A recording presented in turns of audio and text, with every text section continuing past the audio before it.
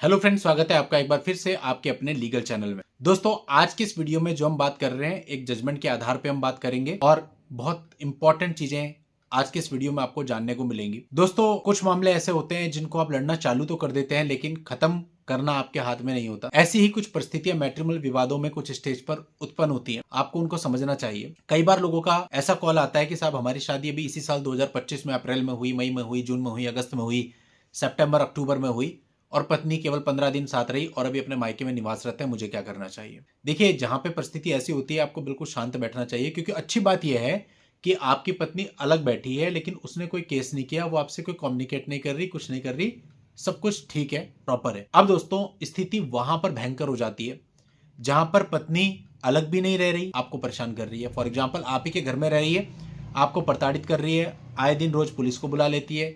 ये परेशानी बहुत ज्यादा होती है जिसको आप समझ नहीं सकते। तो आपको कोशिश यही करनी चाहिए कि अगर ऐसा हो गया है, आपको भी रियलाइज हो गया 15 दिन में, 1 महीने में, 2 महीने में कि भैया ये चीज चल नहीं पाएगी, तो आप अपने घर में शांति से बैठें, उसे अपने वहां पर शांति से कुछ समय रहने दें और थोड़ा सा समय इसी तरह से निकल जाएगा। अगर लिटिगेशन शुरू होती भी है बाद में तो वो अपनी जगह है, आप अपनी जगह है, खुश। अब ये खुश है मैं क्यों कह रहा हूं, क्योंकि जो लोग इस परिस्थिति से गुजर रहे होंगे वो तो कहेंगे कि हम बहुत ज्यादा परेशान है, आप कह रहे खुश है। खुश है इसलिए कह रहा हूं कि यहां पर परिस्थिति ऐसी हो जाती है कि पत्नी अगर आप ही के घर के अंदर है और वहीं पे वो तहलका मचा देती है, यानी वो पुलिस को बुला के कहती है कि लोग मुझे जान से मारने का प्रयास कर रहे हैं। अब किसी तरह से चलो चीजों को मैनेज करते हैं, पुलिस को समझाते बुझाते हैं, 2 दिन बाद वो फिर ऐसे ही कर लेती है, तीसरे दिन आपके ऊपर कोई और आरोप लगा देती है। एट द एंड आप क्या करेंगे? आपको वहां से जाना पड़ेगा, क्योंकि आप इस रोज रोज की परेशानी से तंग आ चुके होंगे और आप ये सोचेंगे कि अब इससे कैसे बचें। एक ना एक दिन तो पुलिस किसी न किसी मामले में एफआईआर दर्ज कर ही देगी, सारा का सारा परिवार फंस जाएगा। और अगर उसने खुद को कुछ हार्म कर लिया, बहुत मामले आते हैं मेरे पास से, खुद ही दीवार पे मारती है हाथ अपना और फिर कहती है इन्होंने पीटा था। तो इस प्रकार की चीजें होती हैं। अब आपने क्या किया, आप यहां से घर छोड़ करके चले गए।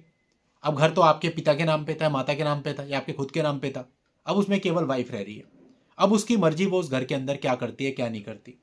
बहुत से मामलों में अपने माता पिता को, भाई को, बॉयफ्रेंड को बुला के वहां पे आराम से आपकी प्रॉपर्टी को एंजॉय करती है। प्रॉपर्टी की कीमत कुछ भी हो सकती है, 1 करोड़ 50 लाख 80 लाख कुछ भी है। तो आपकी पूरी की पूरी प्रॉपर्टी कागजों में तो आपके नाम पे है लेकिन एक्चुअल में वहां है। अब आप इसे खाली कराने के लिए केस फाइल करोगे।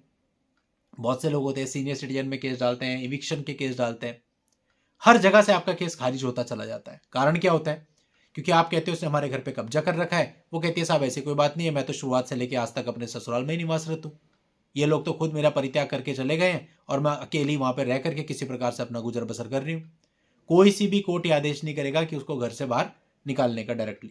बहुत रेयर केस होंगे जहां पे ऐसा ऑर्डर होता है कि बहू को घर से निकाल दिया जाए, उसके लिए सेपरेट एकोमोडेशन की व्यवस्था की जाए। ये भी आपको इवन रेयर मिलेगा। कंप्लीटली इविक्शन के केस बहुत ही कम आपको देखने को मिलेंगे।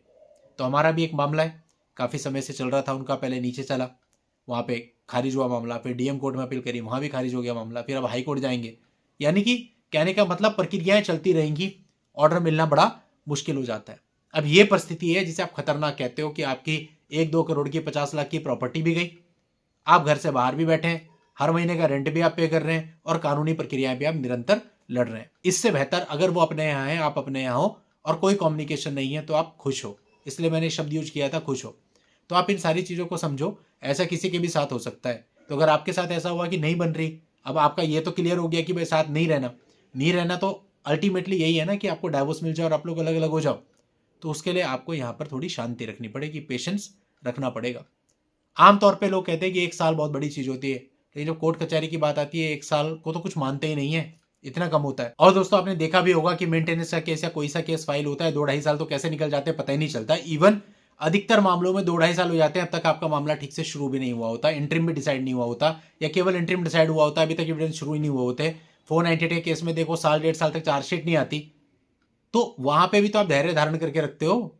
वहां क्या कर लेते हो, आपको ऐशिंग डालते हो, 2-2, 2.5 साल तक आपकी पिटीशन पेंडिंग चलती रहती है, तब भी तो वेट करना पड़ता है। तो उससे ज्यादा बेहतर नहीं है कि सही समय पे वेट कर लो और वेट करो और फिर उस वेट का आपको फायदा भी मिले। लेकिन आदमी समझता नहीं है, आदमी बिल्कुल बावला रहता है, उसे लगता है कि उसके पास बहुत अधिकार है, वीडियोस देख लेता है, पढ़ लेता है, वो ओवर कॉन्फिडेंट हो जाता है, प्रैक्टिकल चीजों को नहीं समझता। लेकिन जब उसको फिर फेस करना पड़ता है तब उसको पता चलता है हाँ भाई उस वीडियो में मैंने सही चीज देखी थी, तब जाकर के उसको रियलाइज होता है कि मुझे ऐसा नहीं करना चाहिए था। लेकिन बाद में होता है क्या, जब चिड़िया चुग गई खेत, फिर तो झेलना ही पड़ेगा। तो इसलिए स्टार्टिंग में धैर्य रखिए, डाइवोर्स केस फाइल करते हैं आप, उस समय पे धैर्य रखिए। अगर आपको कुछ समय बोला जाता है कि चुप रहिए, बैठे रहिए, वेट करिए, तो वेट करिए, धैर्य रखिए। पेशेंस यहाँ पे एक ऐसी चीज है जो आपको इस जंग को आसानी से जिता सकता है। ज्यादा उतावले रहेंगे तो दिक्कत 100% आएगी और आप परेशानी से घिर जाएंगे। तो दोस्तों उम्मीद करता हूं आपको पूरी बात समझ में आई होगी। आज की इस वीडियो में इतना ही। नेक्स्ट वीडियो में नई जानकारी के साथ मैं आपसे फिर मिलता हूं। तब तक के लिए good bye and thank you for watching. Take care.